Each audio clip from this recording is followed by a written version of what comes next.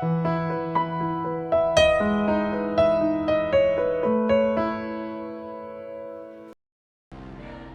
la próxima sesión, la hora 8, John nos habla acerca de la estructura del reino y que Cristo es la piedra angular.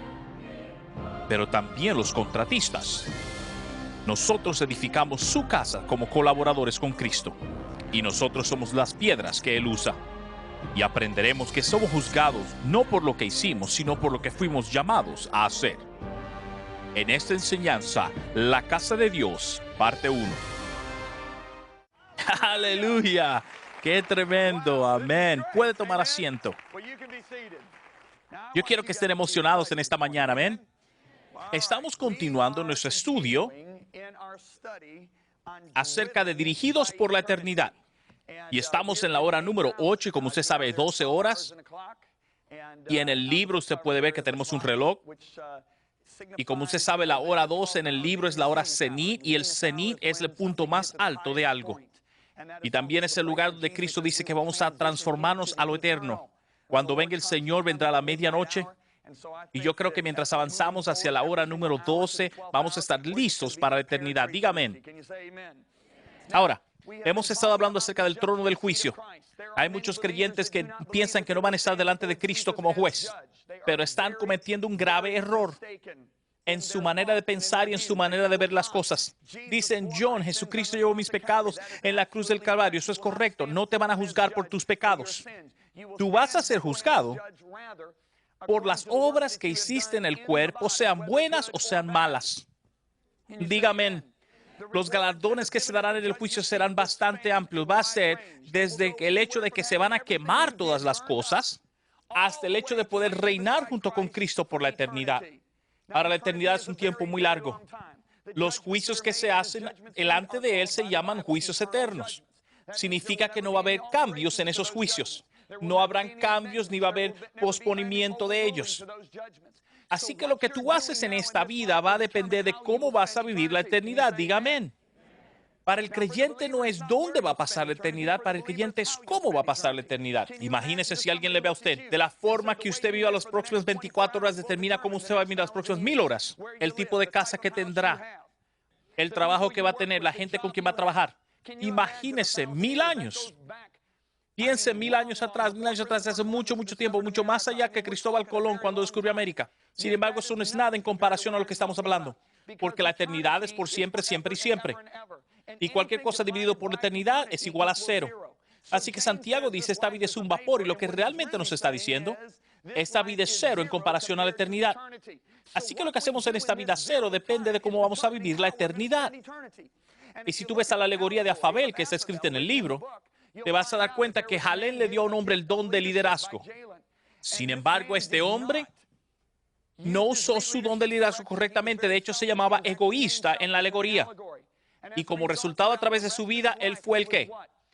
Él fue un jardinero en el reino de Afabel. Sin embargo, hay una joven llamada Caridad, la cual le sirvió a Jalén fielmente, y ella rindió su vida por el reino de Jalén y por el pueblo. Y ella terminó siendo gobernante en esa tierra. Y así es como va a ser en la eternidad. Va a haber personas que van a sufrir pérdidas y otros van a sufrir ganancia o tener ganancias. Y sería bueno para nosotros saber lo que Dios quiere de nosotros ahora, en vez de ser sorprendidos por ello en el día del juicio. Lo que vamos a hacer ahora es que vamos a ver el juicio de los creyentes y vamos a dividir este evento en 2 categorías. Y eso lo vamos a hacer por el resto de las horas, las 5 horas que nos quedan. Y la primera categoría que vamos a ver es acerca de edificar el reino de acuerdo a nuestros llamados y nuestros dones que Dios nos ha dado. Segundo, vamos a ver cómo edificar nuestras vidas individuales, la cual incluye las demás y la nuestra. En edificar vidas de otros es nuestra influencia en ellos. Y la Biblia habla acerca de eso, que Dios nos ha llamado a influenciar a otros. Diga amén. En cuanto a nuestra vida individual, es cómo nosotros cooperamos con Dios en desarrollar un carácter como el de Cristo. ¿Ok? Esto realmente es un producto de cómo nosotros respondemos a la palabra de Dios y cuál es el nivel de obediencia a ella. Puede decir amén. Ahora, Romanos 11:29 nos dice una frase bien clave y en esta hora, en las próximas horas, vamos a hablar acerca de esto, de cuál es nuestro trabajo en el reino. Romanos 11:29, la versión internacional dice, porque los dones de Dios son irrevocables y su llamamiento. Porque los dones y su llamamiento son irrevocables. Así que todos digan, los dones de Dios y su llamado son irrevocables. Vamos a hablar acerca de eso ahora. En nuestra habilidad de edificar el reino de Dios está completamente basado en nuestra habilidad de cooperar con el Espíritu Santo. Salmo 127, versículo 1. Al menos que el Señor edifique la casa. Diga la casa. Dígalo una vez más, la casa. Al menos que el Señor edifique la casa, en vano trabajan los que la edifican. Ahora, esto es una enseñanza tremenda. Escuche bien, al menos que el Señor edifique la casa. Si usted quiere saber el título de este y la próxima hora, se llama La Casa de Dios. Estoy hablando acerca de cómo Dios edifica su casa. Al menos que Dios edifique la casa, diga casa, en vano trabajan los que edifican. Eso me dice a mí que podemos hacer ministerio, pero puede ser en vano. Podemos tratar de edificar el reino, pero puede ser un esfuerzo en vano. Es solamente, al menos que el Señor edifique la casa. Vaya conmigo a Isaías 66, una escritura muy interesante. Me encanta esa escritura. Cuando yo era un creyente joven, tenía mucho celo de servir al Señor. El Señor me mostró esta escritura. En Isaías 66, Dios está hablando a un grupo de personas que están trabajando muy diligentemente para servirle. De hecho, le están sirviendo de acuerdo a las reglas del Antiguo Testamento. Las leyes que Dios ha puesto en Éxodos y Levíticos, eso estaban haciendo. Dios viene a estas personas que le están sirviendo con diligencia y le dice lo siguiente. Jehová dijo así, el cielo es mi trono, versículo 1, y la tierra el estrado de mis pies. ¿Dónde está la casa? Diga casa. ¿Dónde está la casa que habréis de edificarme? ¿Y dónde el lugar de mi reposo? Lo que Dios le está diciendo a ellos básicamente es, ¿realmente me conoces? Yo soy Dios. ¿Qué piensas tú que tú puedes hacer por mí? Soy dueño del cielo. De hecho, mis medidas cubren todo el universo. Yo medí el universo con mi mano. ¿Tú sabes cuán grande es el universo? Es inmenso, ¿entiendes? Él dice, yo lo mido con las palmas de mi mano y yo fui que puse las estrellas en el universo. Yo soy el que pongo toda el agua del planeta Tierra en la palma de mis manos. ¿Me entiendes? Yo soy Dios y realmente tú no me conoces. ¿Qué piensas tú que puedes hacer por mí? Es como unas hormiguitas que vengan donde ti y te digan, te vamos a edificar una casa. Tú dices, sí, claro. Como que tú puedes edificar una casa. Eso tiene más sentido que nosotros diciéndole a Dios que podemos hacer algo por Él. Lo primero que tienes que entender es que no puedes hacer nada. Nada de valor eterno, al menos que sea hecho a través de la unción del Espíritu Santo. Y eso se hace por nuestra cooperación con el Espíritu Santo. Dígame. Y es por eso que la obediencia es tan importante. Dios no está buscando sacrificio, sino obediencia. Diga obediencia. A veces yo pienso que es una mala palabra en la iglesia. Obediencia es una palabra clave, pero no es una palabra mala. Podemos edificar aparte de nuestra ayuda con Dios, pero nuestra obra no tendrá valor en la eternidad. Así que Dios dice, ¿dónde está la casa que tú me puedas edificar? Versículo 2, mi mano hizo todas esas cosas y todas esas cosas fueron, dice Jehová. Pero miraré a aquel, diga, miré. Miraré significa poner atención. Significa tener en alta estima. Básicamente vienen de estos adoradores y le quita el soporte que ellos tenían. Estaban súper ocupados sirviendo a Dios y Dios viene y le dice, no te necesito. Pero Cristo dice, yo te he elegido. Dios dice, yo no te necesito, pero dice, yo te he elegido. Y dice que aquel que es pobre, diga pobre, y humilde de espíritu, y que tiembla a mi palabra. Dios dice, aquel que puede edificar mi casa es aquel que es pobre. ¿Qué significa pobre en la palabra? Significa alguien humilde. David decía que era pobre, sin embargo tenía oro y plata, muchísimo. Tenía una casa más grande que cualquier persona que usted conozca. Era un hombre rico, sin embargo él se llama pobre, un hombre de humildad. La mayoría de personas en la iglesia no saben lo que significa la humildad. Muchas personas ven a la humildad como algo, un debilucho. Eso no es humildad verdadera. De hecho, en la palabra de Dios, aquellos que son realmente humildes a veces lucen arrogantes. Mira a David. David vino a la batalla, sus hermanos estaban ahí en la guerra, escondidos detrás de las piedras, temblando.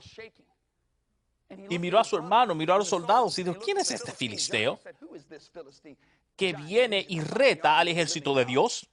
Y el hermano de David le dice, hey, ¿qué te crees tú, todo arrogante ahí, hablando, vete a cuidar de las ovejas mejor, nosotros somos los guerreros. ¿Para quién era el arrogante? Si tú regresas un capítulo atrás, Samuel le dice a Isaí, hay un rey entre tus hijos. Isaí y dice, tiene que ser mi hijo mayor, tiene que ser él. Es un hombre alto, un hombre fornido, un cuerpo perfecto. Él es el capitán del equipo. Él es el capitán del equipo de fútbol. El hombre tiene muchísimos dones y habilidades. Es un líder. Así que Elí viene orgulloso con su muchachón. ¿Y qué le dice Dios a Samuel? Ni lo mires porque yo lo he rechazado. ¿Por qué lo rechazó Dios? ¿Por qué rechaza Dios a alguien? Dice la palabra de Dios, por orgullo. El orgullo hizo que Dios lo rechazara. Sin embargo, David es aquel que es humilde.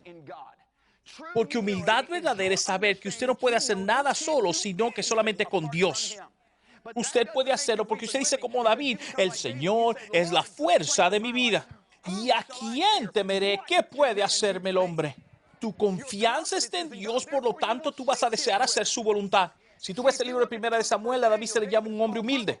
Pero ¿qué está haciendo David? Dice, David buscaba del Señor, buscaba del Señor, buscaba del Señor. Porque él está diciendo, si yo sé lo que Dios desea, yo sé que voy a ser exitoso. Pero Saúl, por otro lado, era un hombre orgulloso y decía, bueno, me sentí movido. ¿Ve la diferencia? Saúl lo hace porque se sintió conmovido, David lo hace por obediencia a Dios. Cuando cooperamos con Dios en obediencia, eso es verdadera humildad. ¿Puede decir amén? Lo próximo que dice, los pobres y los ¿qué? Los de espíritu humilde o contrito. Y va a haber esa palabra a través de la Biblia.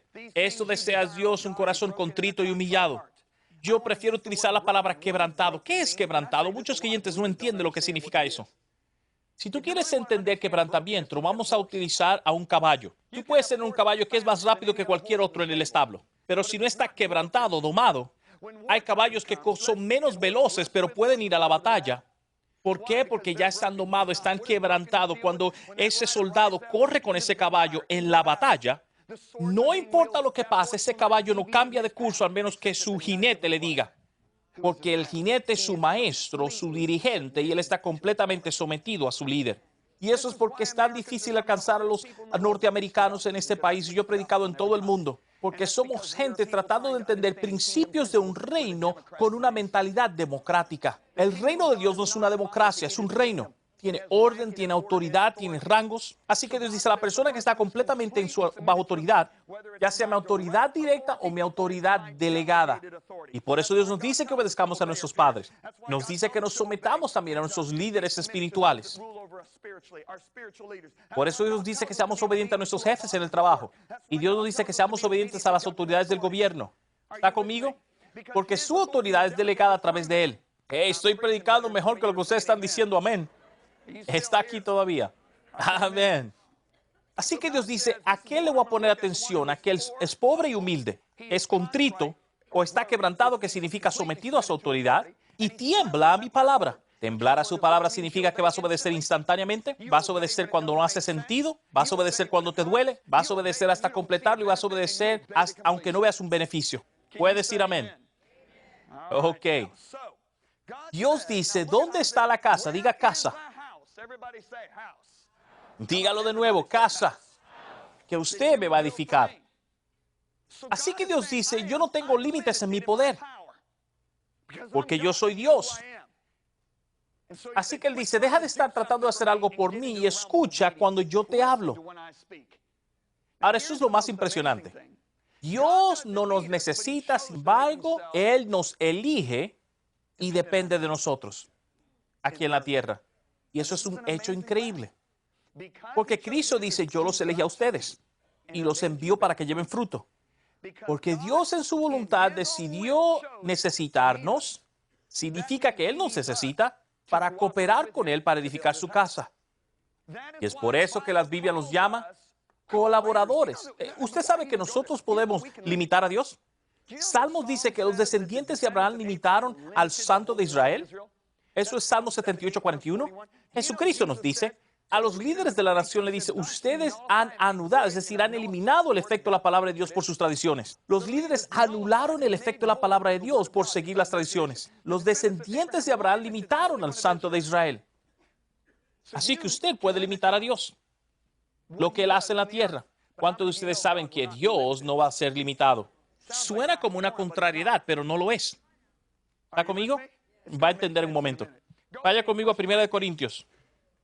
Porque Dios ha elegido a sí mismo hacerse dependiente de nosotros en su obra en la tierra. Por lo tanto, vamos a ver que en 1 Corintios capítulo 3, Dios nos llama colaboradores. Diga conmigo, colaboradores. 1 Corintios capítulo 3, quiero que se dé cuenta de esto. Mira el versículo 9. Pablo dice, nosotros somos colaboradores de Dios. Esa palabra colaboradores significa promotores juntos con Dios. Así que diga colaboradores. Trabajamos juntos. Colaboradores de Dios, es decir, trabajamos juntos con Dios. Ahora recuérdate que Él dice, en vano trabajan los que la edifican si Dios no está en eso. Pero Dios, para poder edificar su casa, ¿cómo lo está haciendo? A través de nosotros. Somos llamados colaboradores, ¿entiendes? Fíjese, porque Él dice, nosotros somos colaboradores de Dios, vosotros sois labranza de Dios o terreno de Él, y ustedes edificio de Dios. Diga edificio. Pablo nos dice, somos el edificio de Dios. Ahora recuerde lo que dice la palabra, al menos que el Señor edifique la casa, diga casa. Dios dice, ¿dónde está la casa? Diga casa. Y luego Pablo viene y nos dice, nosotros somos la casa de Dios. A lo que se refiere a hacer su casa, Pedro dice lo siguiente, me viene Pedro 2.5, y esta es la versión nuevo viviente. Dice, ustedes son piedras vivas, las cuales Dios edifica en su templo espiritual. Ahora déjeme leérselo como decimos hoy. Dios los está edificando a ustedes para ser piedras vivas en su casa especial. Oh, yo estoy feliz predicando esto ahora mismo. Así que, en 1 Corintios capítulo 9 y todo esto, estamos viendo que hay dos partes en la casa. Número uno, nosotros somos materiales de edificación. Somos piedras vivas. Oh, yo estoy feliz en esto. Y número dos, nosotros somos obreros, trabajamos. Somos los contratistas también. Ahora escúcheme bien. Cada vez que alguien edifica una casa única, y algunos de ustedes son contratistas, así que saben de lo que estoy hablando. Cuando edificas una casa, lo primero que tienes que hacer es diseñarla, ¿correcto? Tú haces todos los planos, los dibujos, pero luego viene la parte importante y muchas personas no entienden. Y eso es trayendo a los diferentes obreros. ¿Quiénes son los contratistas? Son los que ponen las losetas, los que ponen el techo, los que echan concreto, aquellos que arreglan el exterior, los que colocan las cosas en orden, los plomeros, los electricistas. Y usted tiene que traer a esas personas a trabajar y si no lo traen en el orden correcto, vas a tener un desorden en la construcción. Así que Dios diseña su casa antes de que la tierra fue diseñada. Y comenzó con el fundamento. Y su nombre es Cristo, ¿me entiendes? ¿Estás entendiendo esto? Y déjame decirte algo más. Cuando tú estás edificando una casa y eres contratista y es tu casa, tú te vas a asegurar que sea lo mejor. Y te vas a asegurar de tener los mejores trabajadores, ¿verdad? Y Dios comenzó su casa hace muchos años atrás. Y Él dice, bueno, yo le voy a poner un nombre a mi casa. Y mi casa será llamada Sión. Ese es el nombre de mi casa. Mira lo que dice Dios. Salmo 132, versículos 3 y 14. Porque Jehová ha elegido a Sión. La quiso por habitación para sí. Este es para siempre el lugar de reposo, por siempre. Oh, esto me emociona. Aquí habitaré porque la he querido. ¿Quieres escuchar una vez más? Porque es tan bueno. Salmo 132, versículos 3 y 14. Porque Jehová ha elegido a Sión. La quiso por habitación para sí. Este es para siempre el lugar de mi reposo. Esa es su casa por siempre. Él no se va a mudar para otra casa. Ni va a edificar una casa y decir, me cansé de esa, voy a comprar otra nueva. Hay personas que hacen eso, pero Dios no está haciendo eso. Está edificando una casa tremenda y dice, aquí habitaré porque yo lo deseo. Salmo 102, versículo 16. porque el Señor edificará en Sión. Salmo 50, versículo 2 de Sión, perfección de hermosura, Dios ha resplandecido. ¿Ok? Él ha estado trabajando en esta casa ya por miles de años. Preparó el plan antes de que el hombre estuviera en la tierra. Él sabía en todo su conocimiento de que el hombre iba a caer, aunque no era el plan de Dios, pero él sabía que iba a suceder, ¿verdad? Así que él dice, debo preparar mi casa con un fundamento. Leemos en Isaías 28:16. Yo coloco una piedra en Sión. Esa es una casa especial. Yo pongo una piedra en Sión, una piedra angular preciosa, para un fundamento seguro. Y está hablando de Cristo. ¿Está entendiendo eso usted? Y luego Pedro dice en 1 de Pedro 1:20 que Jesucristo fue preordenado para el fundamento del mundo. ¿Ok? Esa es la piedra angular y preciosa. No solamente es Cristo el fundamento y también la piedra angular, pero Él es también el jefe de los contratistas. Te digo que Él es el jefe de los contratistas. La piedra angular habla acerca de su relación en cuanto a la casa, pero el jefe de los contratistas habla acerca de su trabajo. Recuérdense que somos dos cosas. Tenemos dos partes. Somos los materiales, pero también construimos. ¿Entiendes? Escucha lo que dice Cristo acerca de su función como contratista.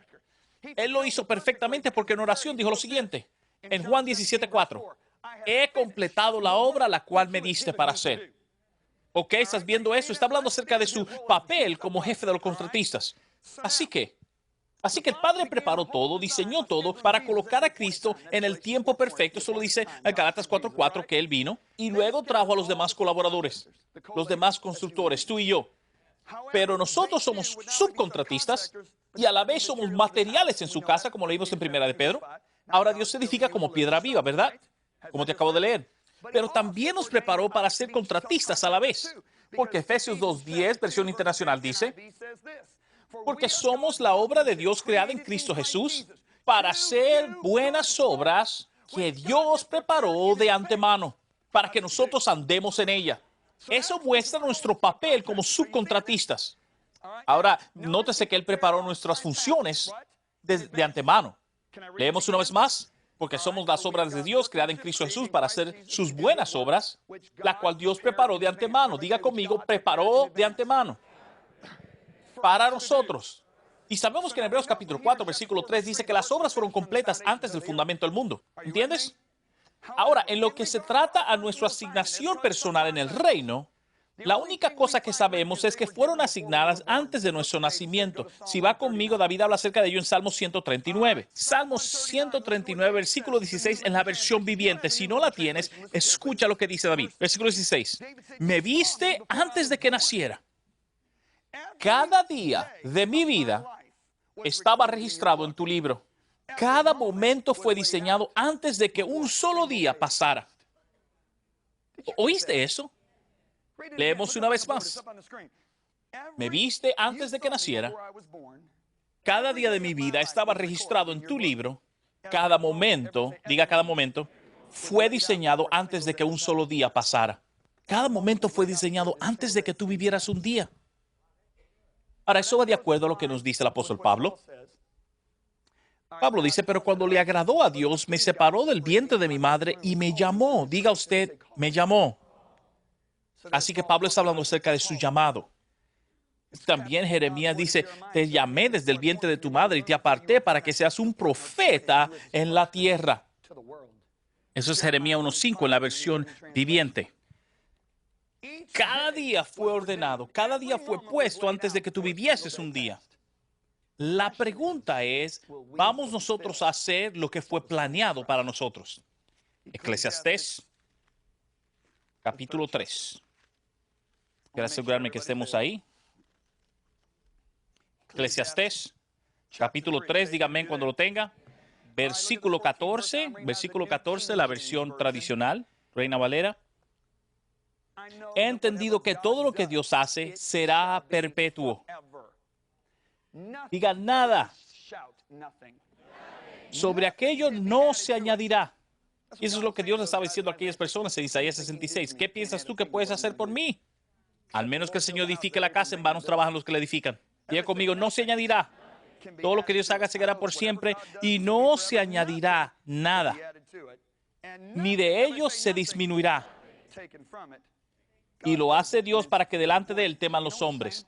¿Sabe lo que Dios dice? Estoy construyendo una casa y la voy a terminar. Tú no puedes agregarle ni puedes impedir que se complete. Pero aquí viene nuestra parte, próximo versículo. Aquello que fue, ya es.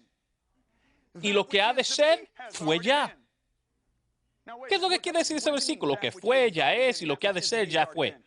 Cada momento de mi vida fue escrito en su libro. Cada segundo de lo que yo debía hacer ya fue escrito en el libro de Dios. Lo que fue, ya es. Lo que ha de ser, ya fue. Pero aquí es donde la cosa se pone seria. Lea conmigo. Y Dios restaura lo que pasó. Es decir, Dios pide cuenta. Fíjese a mí. Ya lo que iba a hacer, ya está escrito en la mente de Dios para mí. Y lo que yo voy a hacer ya está escrito también en la mente de Dios antes de que yo naciera. Pero lo que ya fue, yo le voy a dar cuenta a Dios en el trono. En otras palabras, completé yo lo que Dios me diseñó para hacer. O hice yo mi propia cosa, lo que quería.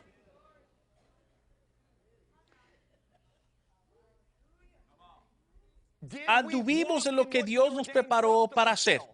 Vamos a dar cuenta de lo que hicimos. ¿Lo dañamos? ¿O fallamos lo que necesitamos hacer? ¿O tendrá Dios que asignar nuestro trabajo a otra persona? Todos, escúchenme.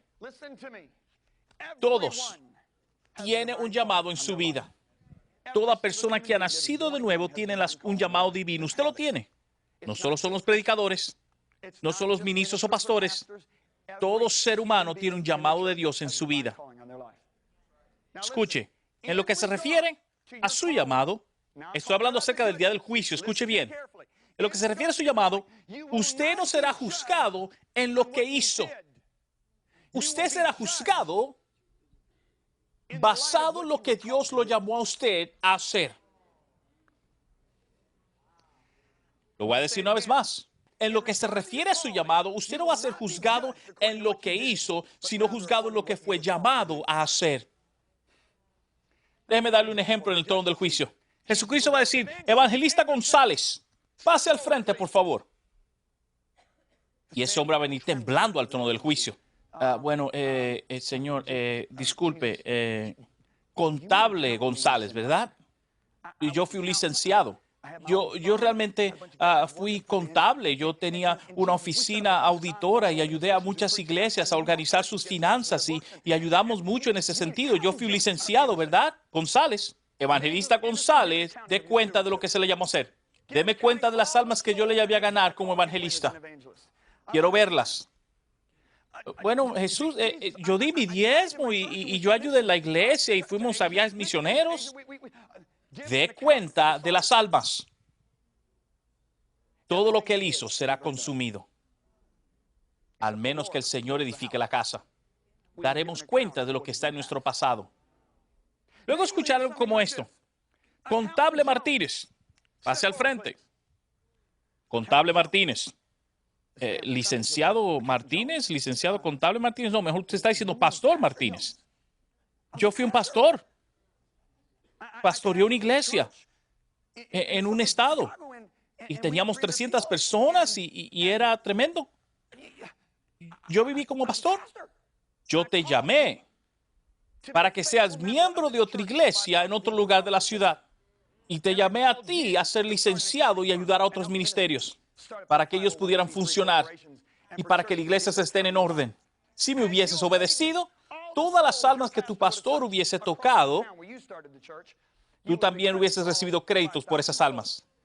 Hubieses recibido crédito por todos los ministerios que tu empresa de contabilidad hubiese ayudado a formar. Hubieses recibido créditos por esas almas. Ahora tu iglesia de 300 no era mi voluntad y ahora todo se ha quemado. ¿Están aquí todavía? Son las escrituras. Son las escrituras. No me esté mirando como que yo soy alguien de un circo. Usted no se imagina, yo he estado viajando por 17 años. Yo he visto pastores generales que yo sé en mi espíritu que deberían ser pastores asociados, pero por orgullo tenían que tener su propia iglesia. Yo he visto pastores asociados dividir iglesias cuando yo sabía que no debían irse. He visto hombres de negocio Escuche bien, hombres de negocios que deberían estar en el ministerio. Y he visto mujeres que yo sé que deberían estar en el ministerio, pero están trabajando en negocios, y pastores que deberían estar trabajando en negocios, pero están en el ministerio. He visto a personas casarse con la persona equivocada y por eso no han completado su llamado. Eso es lo número uno que el enemigo va a usar contra ustedes jóvenes. Para sacarte del llamado de Dios en tu vida, lo primero que hace es que tú te casas con la persona equivocada. Yo he visto personas no completar su destino porque están más interesados en los deportes, o más interesados en ir de compras, o interesados en la televisión, o interesados en los placeres de la vida. Yo he visto personas que deberían estar en el deporte tratando de ser predicadores, pero deberían ser atletas. Yo tengo un amigo que juega golf profesional. Y ese amigo mío y yo estuvimos juntos en una competencia de golf y yo casé a él y a su esposa, hice la ceremonia, así que estuvimos hablando.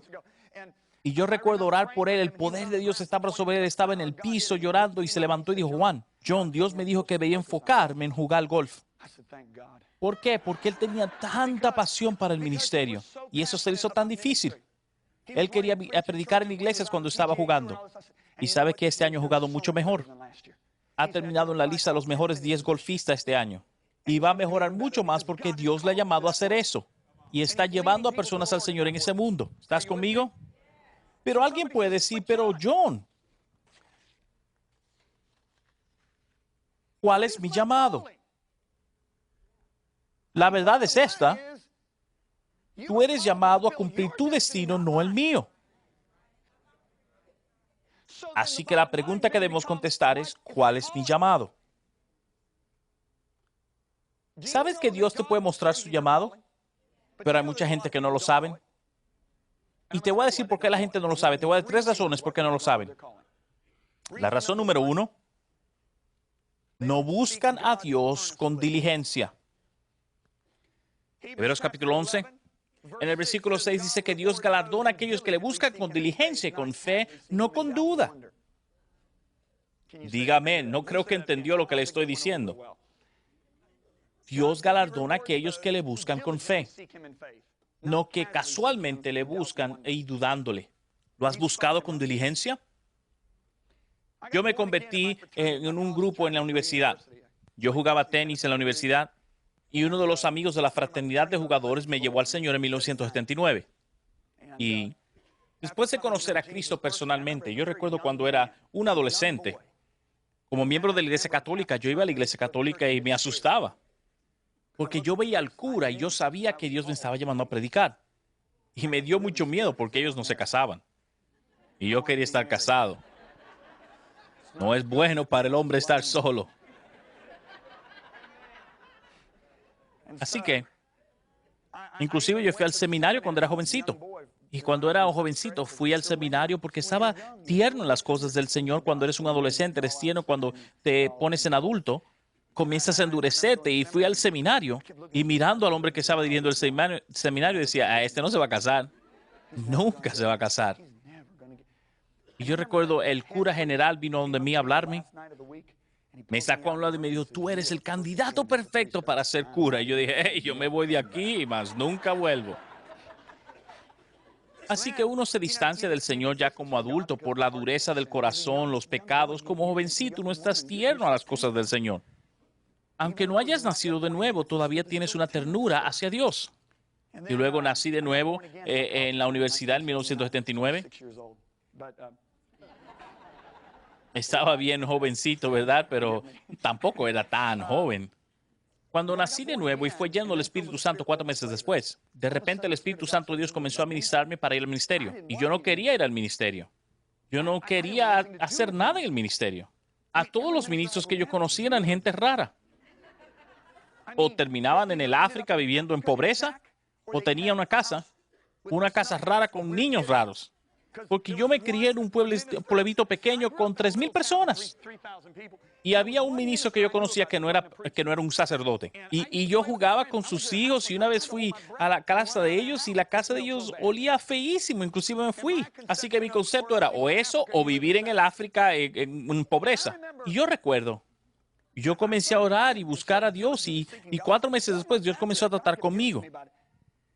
Y un día estoy sentado en la iglesia y el Espíritu Santo me habla y me dice, te he llamado a predicar, ¿qué vas a hacer? Y yo le dije, Dios, voy a predicar. Así que comencé a buscar del Señor, realmente buscando del Señor. Y recuerdo que cuando comencé a trabajar como ingeniero para la compañía IBM, un semestre lo pasaba en IBM y un semestre me regresaba a la universidad. Era un programa especial que tenía mi universidad. Y estábamos todos ahí en la oficina. Estábamos celebrando a un hombre que cumplía 38 años con la compañía. La compañía se llamaba Rockwell. Y estábamos ahí, estábamos tomando café, agua, etcétera. Y hablando, el hombre que cumplía sus 38 años en la compañía. Y él dijo lo siguiente: yo he odiado cada día que he entrado a esta oficina. Los otros se reían, pero mis ojos se pusieron grandes y yo dije, bueno, ¿para qué te quedaste aquí? Y él dijo, era un trabajo.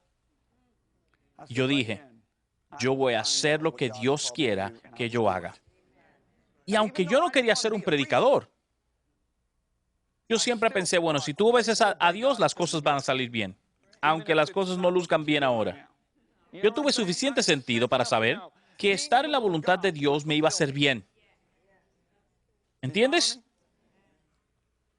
Así que comencé a buscar de Dios y en mi último año de la universidad, yo pasé 4 días de ayuno durante un receso que teníamos. En la casa que vivíamos, muchos de los muchachos se fueron de vacaciones y yo me quedé orando y buscando de Dios.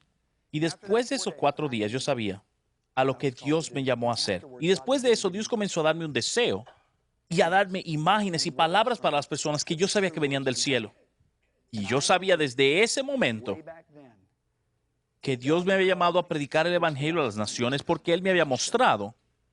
¿Entiendes? Y yo recuerdo, después de ese ayuno de 4 días, yo le dije, Señor, ¿qué es lo próximo? Él me dijo, pidió un trabajo en ingeniería. Y yo dije, ¿el qué? Yo ni siquiera quiero terminar mi carrera. ¿Qué tiene eso que ver con el ministerio? ¿Cuántos de ustedes saben que Dios se muestra el resultado final, pero el camino para llegar ahí es completamente distinto?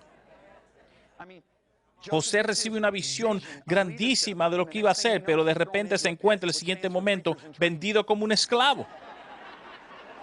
Es esclavo por 10 años, va a la cárcel después de eso, y eso no es un caminar lógico para llegar a ser un líder o predicador.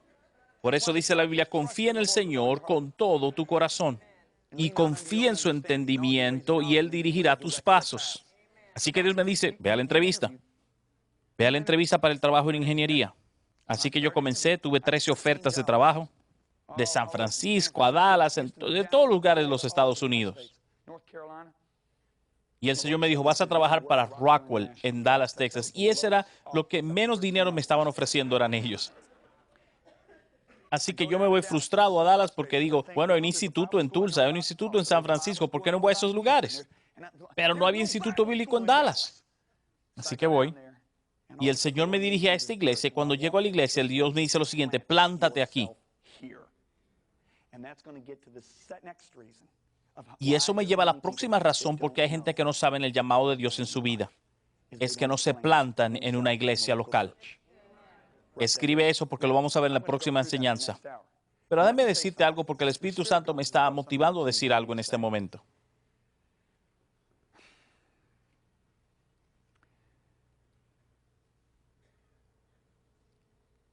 Cada momento de tu vida fue escrito antes de que tú nacieses. Y cada uno de ustedes tiene un llamado. Estoy pensando acerca de alguien en mi equipo de liderazgo que tenía uno de los testimonios más interesantes, el cual es pastor de una iglesia de 4,000 miembros en Carolina del Norte. En 1991, él tenía 45 años de edad. Dios le dijo que tomara a sus 4 hijos, se fuera de Dallas y se fuera a comenzar una iglesia en Carolina del Norte, Estados Unidos. Comenzó la iglesia con 13 personas. Hoy la iglesia tiene más de 4,000 personas. Es una iglesia increíble. Una iglesia impresionante. Si le doy los testimonios de las personas que se han salvado ahí, son simplemente impresionantes. La iglesia continuaba creciendo, construyeron un santuario principal. El pastor se da cuenta que había un hombre de pelo blanco que seguía viniendo a la iglesia.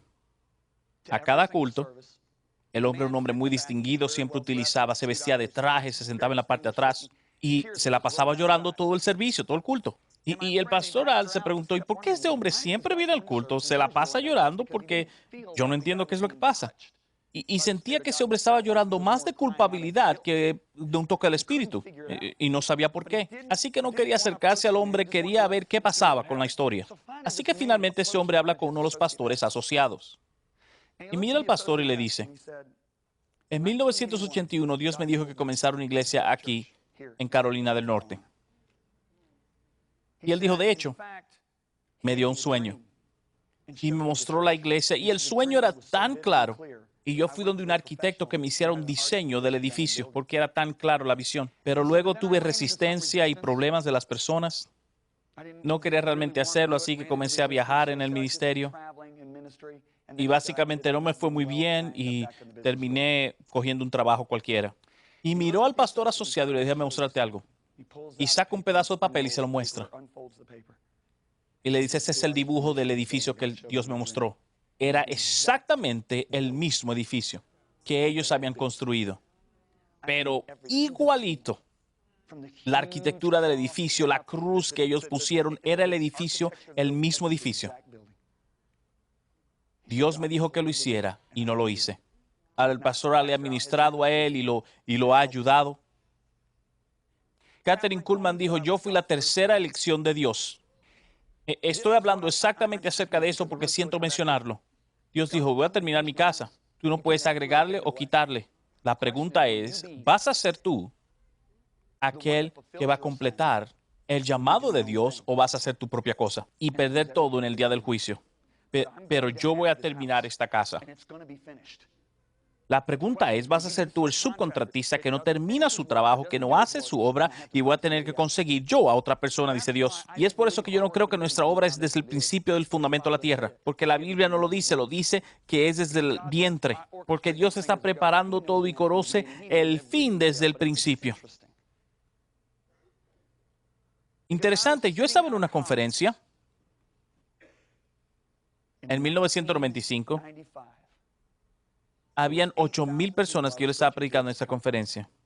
Y un hombre muy sabio de Dios, que era un arzobispo, me dio una palabra. Y tú sabes cómo hay palabras como que se quedan contigo. Abrí mi papel y la palabra decía, habían otros que Dios había llamado a predicar y hacer lo que tú vas a hacer, pero ellos fallaron su asignamiento. Así que se te han dado asignaciones, que eran las asignaciones originales de otras personas. Nunca se me ha olvidado, fue un pastor de como 80 años de edad. Y me di cuenta que la soberanía, Dios dice, yo voy a construir mi casa y la voy a terminar, pero también está en la libre voluntad. Dios dice, tú tienes una decisión que tomar y vas a dar cuenta de ella. Cada momento ya ha sido puesto en la historia, pero no lo has completado. Te da algo en qué pensar, ¿verdad? Padre, en el nombre de Jesús, gracias por lo que nos has dado en esta hora. Y mientras continuamos, Señor, te pido que tú reveles tu voluntad a nosotros en el nombre de Jesús. Amén. Déjeme decir esto, vamos a ir a la segunda parte de estas 3 razones. Vamos a ir a la próxima razón acerca del estar plantado y eso lo veremos en la próxima hora. Nos vemos. En la hora número 9. Dios nos enseña acerca del juicio incambiable de Dios. El lugar llamado que Dios tiene para todo creyente. La importancia de ser plantado en una iglesia local. Esto y mucho más en la próxima hora, titulada La Casa de Dios, parte número 2.